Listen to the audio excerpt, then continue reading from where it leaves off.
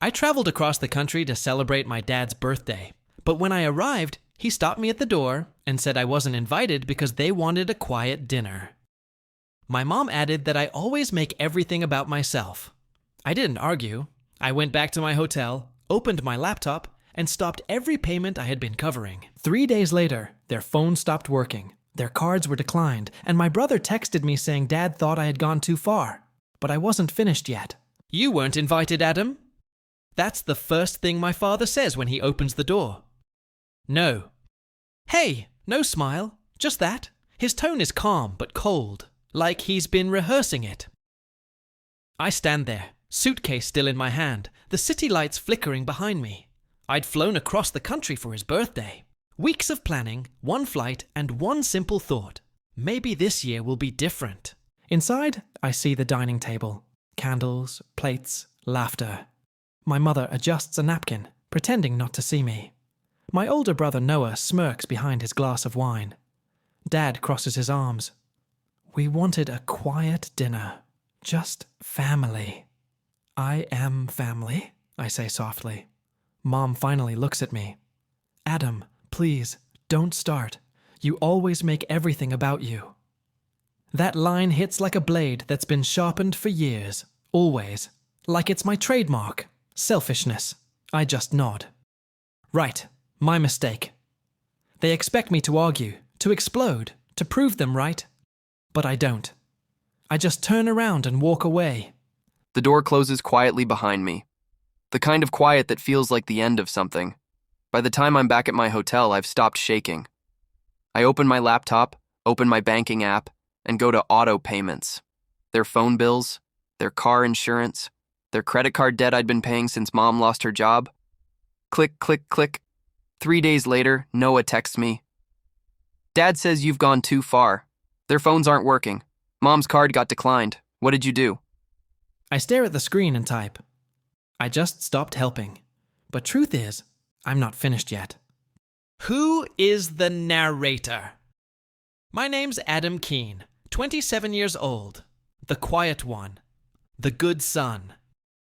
At least, that's what they used to call me when I was useful. I live 3 states away now. Work in finance, rent a small apartment that's always too clean. I don't talk much. I never had the space to. In my family, silence wasn't peace. It was survival. See, I grew up learning how to disappear in plain sight. When Noah failed, I was blamed for not helping. When he succeeded, I was reminded that I'd never be like him. And the worst part, I believed it. For years. But lately, I've started realizing something. Silence isn't forgiveness. It's just delayed honesty. And mine's been delayed long enough. Family in fast cuts. Dad, Michael Keene, 58.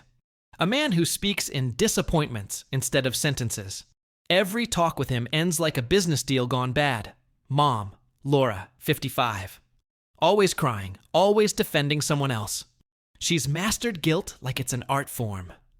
Noah, 31, perfect smile, no job, a list of excuses longer than my resume. Lives with them, drives a car I bought, claims life's been hard. Every family dinner used to feel like a meeting, one where I was both the problem and the solution. And the thing about being the good son, you don't realize you're being used until you stop serving a purpose. Last month, Dad told me, "You wouldn't understand the stress I'm under." I just wired them another $100. I understood plenty. Something in that moment cracked open. Small, quiet, but enough. Because deep down, I knew they were hiding something.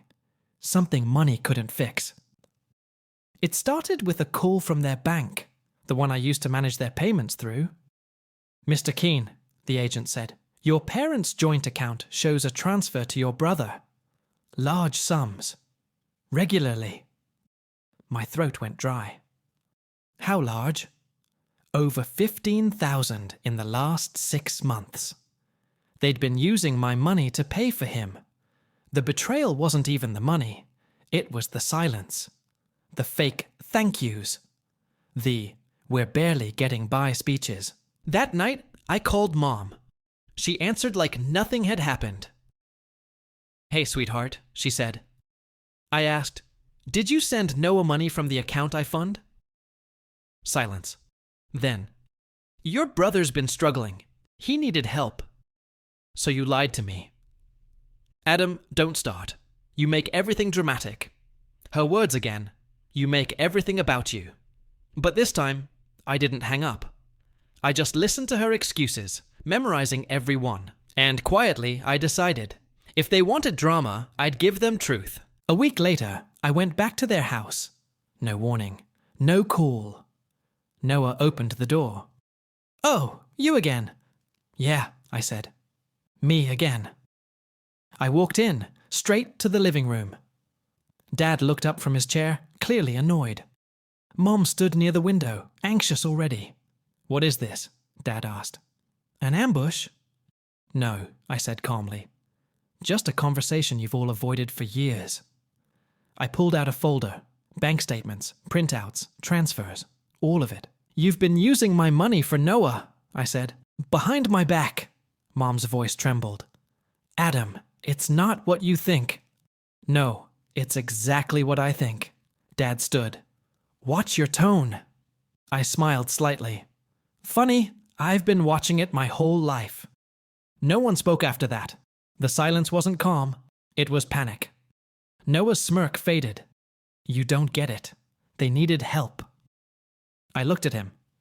"Then get a job." The air shifted. For the first time, they looked small, and I realized my calm scared them more than my anger ever could. "I'm not your wallet," I said quietly, "and I'm not your scapegoat." Flashback. I'm 16. Dad's yelling because Noah crashed his car. The insurance wouldn't cover it. Mom's crying. Noah's blaming me. "Adam should have stopped him," she says.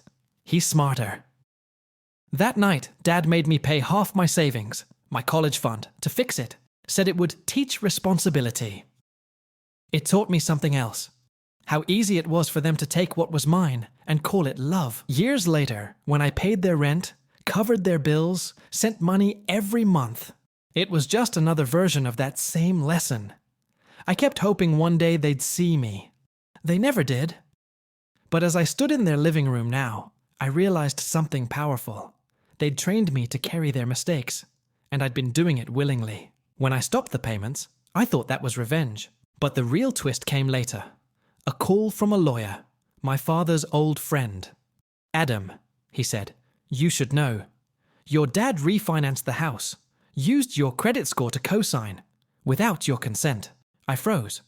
"What?" He sighed. "I told him it was wrong, but he said you'd never find out." I hung up and laughed. Not out of humor, but disbelief. The kind of laugh that comes when you realize the people who raised you never saw you as family, just opportunity. That night, I reported identity misuse, froze the account, blocked all access. Dad called me 12 times. I didn't pick up, because this wasn't revenge anymore. This was justice, and I'd waited long enough for it. I went back one last time, not to fight, but to finish. The house was quiet. Too quiet.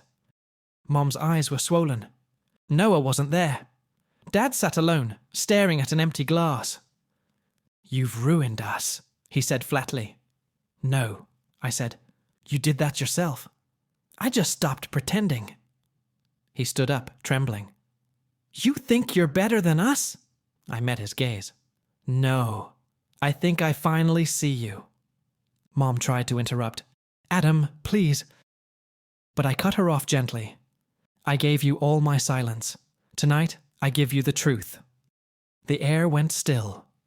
She started crying again, the same practiced cry she's used all my life. But it didn't work this time. Because I didn't feel guilt. I felt free. I packed the last of my things from their house. Old photos, childhood medals. The guitar Dad said was a waste of time. Mom followed me to the door. "You'll regret this one day," she whispered. I looked at her. Tired, small, still defending a broken system. "I already regret wasting this long," I said. When I stepped outside, the air felt different, lighter. For the first time, I wasn't walking away from them. I was walking toward myself. A week later, Noah texted. "They're falling apart. You happy now?" I typed. No, just done. Months passed. I didn't hear from them much, but I heard about them. Dad sold the car, Mom picked up part-time work, Noah finally moved out. They survived. Without me. And somewhere in all that noise, I found peace. Not loud, not dramatic, just quiet. The good kind this time. I still think about them sometimes. How love turned into obligation, how family turned into weight. But I've learned that forgiveness doesn't always mean going back. Sometimes it just means letting go. One night, I sat on my balcony, city lights below, wind brushing my face, and I whispered to myself, for the first time, I don't carry their weight anymore. If you were in my place, would you forgive them, or would you walk away forever? Tell me in the comments. Your voice matters here. If this story hit something real for you, share your thoughts, like the video, and subscribe for more stories that feel like truth. Because sometimes, silence speaks louder than love.